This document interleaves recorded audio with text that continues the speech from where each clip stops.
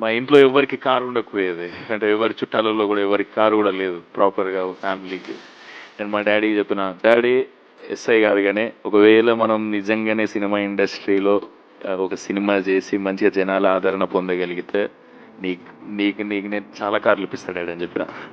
మా డాడీ ఇంటికి పొద్దున్న లేచిన ఒకటి చెప్తా మీకు, పొద్దున్న లేస్తే నాకు చిన్నప్పటి నుంచి ఫ్యామిలీ అప్పులుగా ఉన్న థింగ్స్ ఉంటాయి కదా, ఎవరైనా అందరి ఇంట్లో ఉండేటివి. నేను పొద్దున్న లేస్తే నాకు డబ్బులు ఎప్పుడు ఇస్తావు మల్లరెడ్డి అన్న అని అడిగేటోళ్ళు ఉన్నారు. చిన్నప్పటి నుంచి చూస్తున్నా, తిక్కలేసేవి నాకు. ఇట్లా కాదు, లైఫ్ చేంజ్ చేసేయాలి, లేకపోతే ఈ మిడిల్ క్లాస్ బతుకులు మస్తు కష్టమైపోతుంది. మా డాడీని కూడా నేను ఇట్లా పెద్దగా చూడాలని ఫిక్స్ అయిపోయాను. సినిమాలకు రావడం నీ డ్రీమ్ అంటే డెఫినెట్లీ డాడీ డ్రీమ్ని, నేను డాడీని చాలా హ్యాపీ చేయాలంటే నేను ఈ డ్రీమ్ని అచీవ్ చేయాలి అనే పాత అయితే ఎంచుకున్నా. మేము ఫేమస్ చేసిన, మీరు అందరు చాలా ఆదరించినారు. మా ఇంట్లో నా అప్పులన్నీ తీసేసిన, మా డాడీకి నేను 4 కార్లు కొనిచ్చిన, ఇంటి ముంగడ పెట్టిన, కీస్ ఇస్తా. మా డాడీకి ఒక కార్ ఇచ్చి, నువ్వు ఎంత తిరుగుతావు తిరుగు డాడీ, నీకు డబ్బులు అయితే అయిపో అని చెప్పిన. అంటే కానీ దాని తర్వాత నేను కొన్ని డబ్బులు తీసుకెళ్ళి మా డాడీకి ఇచ్చి, వెంటనే రేపు ఈ డబ్బులు ఇంట్లో కనబడదని చెప్పిన.